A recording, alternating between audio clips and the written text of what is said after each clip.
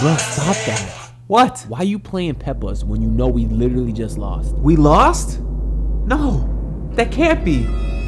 That would mean that I was wrong. That game sucked so much. Y'all better have enjoyed that Peppers because we're not going to be hearing that for a very long time. But anyways, I'm not here to talk about Game 7. Y'all already know the deal. It was a good shot by Jimmy, and I still can't believe the refs took away that Strus 3.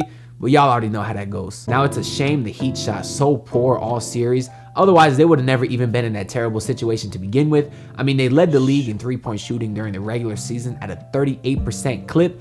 But then in the playoffs, they fell all the way down to 31%, which was 13th of the 16th playoff teams. And considering we shot the 8th most attempts per game, 31% is terrible. That's terrible. Now, as much as I love Strus Daddy and I loved Duncan Robinson, those guys just didn't play up to par in the postseason. And what's unfortunate is just earlier this season, the Heat had a sniper with all the cojones in the world who could have made a big contribution come playoff time. And his name, of course, is Wade Jones.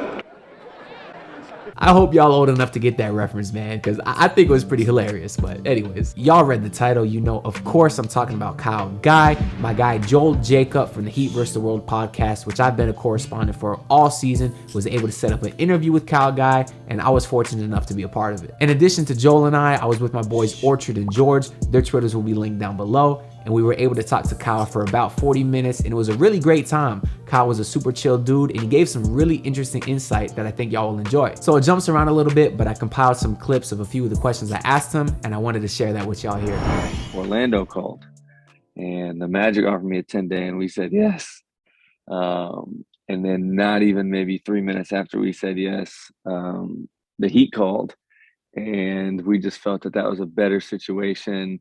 They're same play style, love Spo. My agents had a really good relationship with Pat and the GMs, so it just it made sense. So we called Orlando back. We're like, hey, actually, we're gonna go to Miami, and so I think it worked out. Yeah, man, I definitely don't blame you for that. No shade to Orlando though, man. But no, I would have loved to go there too. Oh, but of course. I felt like Miami's like. They were on a roll. They were playing for something this year, and they needed some scoring while some guys were out. So, yeah. Well, I remember when the Heat had first signed you, I was excited because I knew you was with Sacramento for a little bit, and I knew you had played well there. But of course, I remembered you as the guy with the big cojones who hit the 3 straight free throws in the Final Four versus Auburn. So I'm curious what you remember thinking as you was walking up to the free throw line, and also how you generally approach these crunch time situations. Because I'm not going to lie, I'm in an adult men's league right now, and I've been struggling with my free throws, so I could use the advice on that. Editor note, don't get it twisted. I'm still a bucket. Look at that. Splash. Out here looking like Kyle Guy, baby. Steph Curry. Bang. Yeah. I don't really believe too much in pressure, but that was definitely an all-time, for lack of a better word, pressure moment. And I just remember thinking I was really calm. On the inside, I was definitely like nervous, but it was like a good nervous, like, the type of nervous that makes you feel alive and makes you like, this is good. This is what I've always practiced, always dreamt of. And now it's finally here. Like you kind of get the butterflies. It was that type of nervous while I was there. So I felt really relaxed, honestly. And I just remember thinking, like I just mentioned, I had thought of this and I had practiced game-winning shots, game-winning free throws, all of this. I had visualized this since I was a kid. And I just remember telling myself as soon as I got the ball for my first free throw, I was like, man, there's 80,000 people in this gym right now. And there's probably 5 million watching, around the world. So, why not make all three? And that's what happened. And you talked about how you was close with Gabe Vincent coming into the team. So I was curious in your time with when you were called up to the Heat and on the two-way, was there anyone else that you were able to form a quick, close friendship with, or anybody else that you were pretty close with prior to joining Miami? Yeah, that also helped. I should have mentioned that. It definitely helped. I played with Dwayne Dedman in Sacramento. Me and Tyler were in the same pre-draft house for 3 months. We're the same agency. So I knew, a lot of cats. I knew Duncan, like, through passing, not like super well. Javante, same way. I knew Caleb Martin pretty well too. So like I knew a lot of guys, and that's something I like. I I think that I bring to the table is like I can talk and fit in with anybody, and I know a lot of people, and I'm friends with a lot of people because relationships are one of the more important things in my life. So I got really, I mean, I was already close with Gabe. Got closer because we're in the same city again. But Max and Caleb, I hung out with like a lot with Gabe. So that was kind of my crew at least. And then when Haywood and Javante came, we hung out a lot in the gym together because we were in the same boat, kind of, not really playing, but we're practice players, etc. So and then I'm a big card guy, so that kind of got my shoe in the door with Jimmy and Kyle because they're big card guys. So definitely one. My favorite player growing up was Kevin Garnett, actually, because I mean, number one, the KG's initials, but also just he was a dog, and I always wanted to be a power forward, which obviously didn't work out for me. One of my least favorite players growing up was Kevin Garnett, but only because he used to kill Miami back with Boston. So it's Yeah. respect at the end of the day. It's respect. No, yeah. Yeah. No, what I was curious, man, I got to ask you, are you aware of the nickname Cuatro Leches? I don't think so. No, all right, man. It was a big thing going on Heat Twitter in your time here because obviously you came in, like I said, you was balling out with us, especially that first game versus Houston. We was all waiting for Mario to check in. He never came in, but you was lighting it up so much. I didn't care. I was hyped. But then we know Tres Leches is the Latin dessert popular in Miami with the 3 milk. So then we had a couple of white boys, you, Tyler, Duncan, and Max, and they Cuatro Leches on Twitter, man. Leches. Yeah. So if you didn't know, awesome, you got one of the most awesome nicknames for a quartet in NBA history. Pretty fire. That's I had to let fire. you know, man. Lie. I think so too. Yeah, respect, man. I somewhat relate. Sometimes I'm playing pickup ball and someone will pick me up, and then the best dude in the courts walks in and they drop me to pick him up, and then I'm like, all right, I hope you win, then. I want to beat you. Yeah. So respect. I mean, dude, listen, I was rooting for the Heat. I wanted them to win. Like, it's not like bad blood or anything. It's just like cool. It's like it's like what 50 Cent said. What he say? He's like, people think I want problems, but it's like, I got no problems. But if you got a problem, no problem. So it's like that. It's no bad blood. I was rooting for him. And I just wanted to go on record saying I fully condone that shot by Jimmy. The question was coming. Fully condone it, and I will tell you why if you want me to. I'm with you. Well, what do you got? What do you think? Because I'm with you. I think most T Nation is too. So what are you thinking? Listen, man. Number one, if anyone's taking the last shot, especially with Tyler not really playing, like it's gonna be Jimmy. He earned it. Like his postseason was unbelievable. He had 80 points in the last 2 games combined, leading up to that shot, and he was open. It's not like he shot a forced contested 3. He literally had 3 feet of space. And down 11, whatever it was, 2 minutes left, and you cut it to 2, and they don't score one time.